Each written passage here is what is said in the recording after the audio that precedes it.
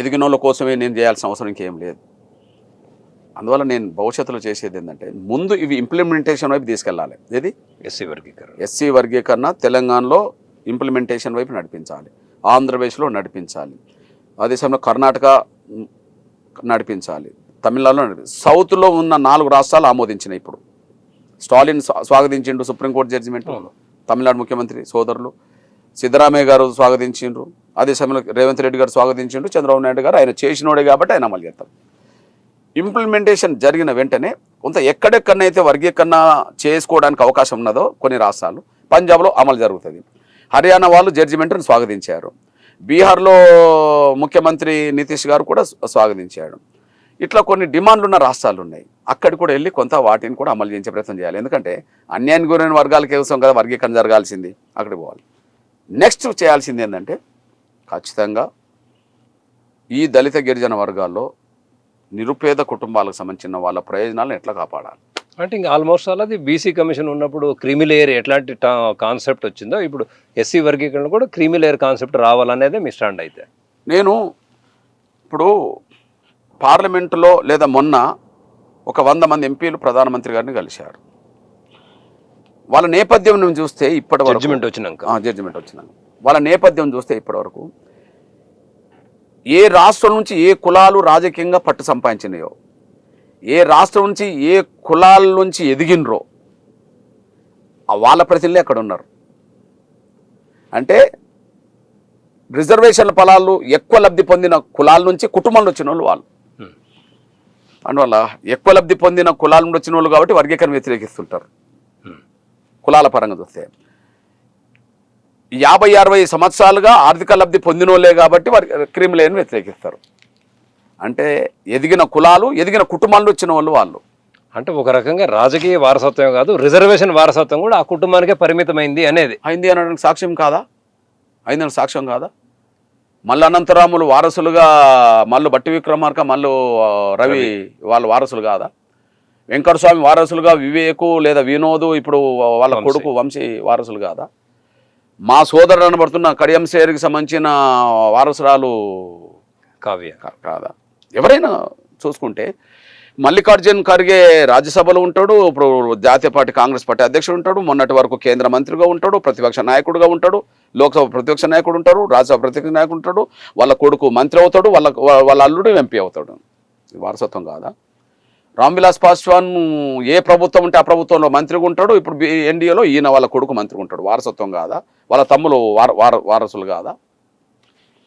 ఇవన్నీ నేపథ్యం చూస్తే ఏంటంటే ఎదిగిన కులాలు, ఆ ఎదిగిన కులాల నుంచి కొన్ని కుటుంబాలు వారసత్వంగా వస్తున్నాయి. మరి ఎదగని కులాలకు రాజకీయ ప్రాతినిధ్యం ఎప్పుడు దక్కాలా, ఎదగని కులాలకు రిజర్వేషన్ల పాలన ఎప్పుడు దక్కాలా కుటుంబాలకు అన్నప్పుడు ఖచ్చితంగా మార్పు రావాలి. అంటే క్రీమీ లేయర్ని చట్టబద్ధంగానే అమలు చేసేటటువంటి ఒక జడ్జిమెంట్ చట్టం రావాలంటారు. నేనేమంటానంటే ఈ ఆర్థికంగా బాగా 100,000 కోట్ల రూపాయల కుటుంబాలకు సంబంధించిన వాళ్ళే ఇప్పుడు ప్రాతినిధ్యం వహిస్తుండ్రు ఎస్సీ ఎస్టీల పేరుతో. ఎవరు పేదలు కాదు, ఎవరన్నా పేదలుగా ఉంటే అందులో 10% 15% ఉంటారేమో ఓ 100 మందిలో. మొదటిసారి వచ్చిన వాళ్ళు ఎవరన్నా ఉంటే అట్లా ఉంటారేమో. ఉదాహరణకు మనకు బీహార్ ముఖ్యమంత్రిగా పనిచేసిన చూడు మాంజీ ఆయన చాలా దళితుల్లోనే అత్యంత పేద కుటుంబం నుండి వచ్చిన వ్యక్తి, పేద కులం కూడా అక్కడ చాలా పాశ్వాన్ల కంటే చెమార్ల కంటే చాలా వెనుకబడ్డ కులం నుంచి వచ్చిన కదా. ఓకే, అట్లాంటి వాళ్ళు ఒక 10% ఉంటారు. కానీ 90% ఎదిగిన కులాల నుంచి 50-60 సంవత్సరాలుగా రాజకీయ వారసత్వం నుంచి 100 కోట్ల రూపాయలకు వారసులుగా ఉన్న వాళ్ళు అక్కడ ఉన్నారు. కాబట్టి వాళ్ళు వర్గీకరణ వద్దంటారు, క్రీమీ లేయర్ కూడా వద్దంటారు. నేనేమంటున్నంటే వాళ్ళు క్రీమీ లేయర్ వద్దన్న వాళ్ళు మరి వాళ్ళ పిల్లలతోటి నిరక్షరాస్యులైన నిరుపేదలైన పిల్లలు చదువుకునే అవకాశాల కాడ పోటీ పడతారా?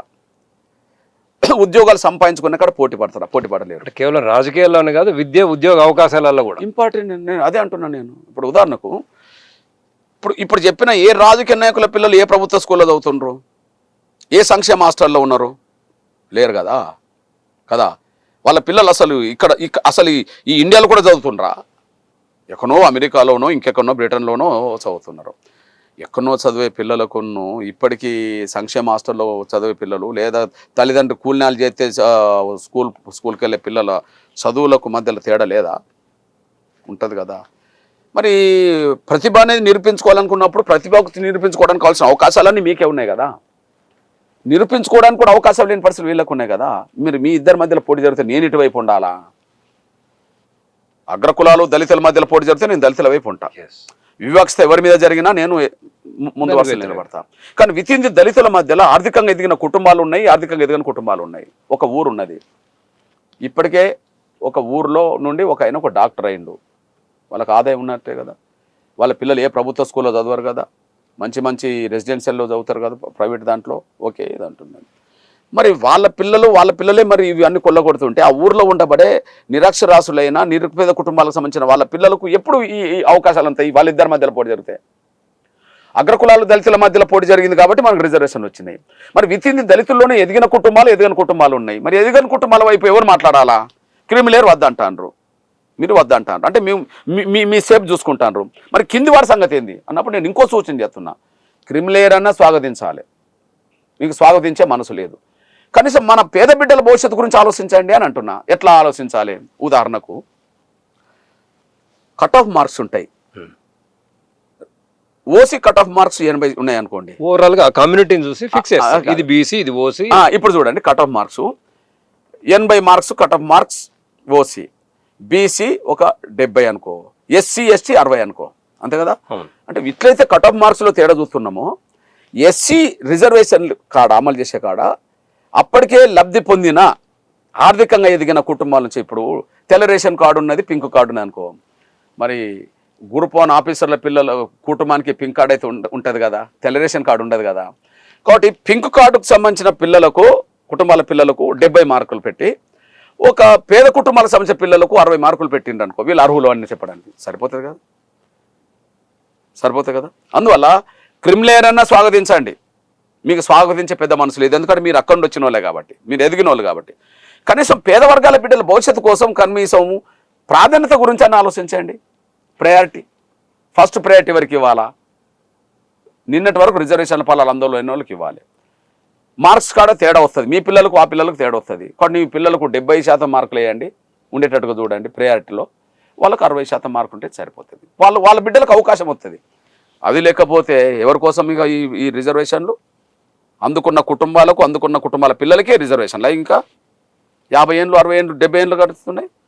మార్పు రావాలి.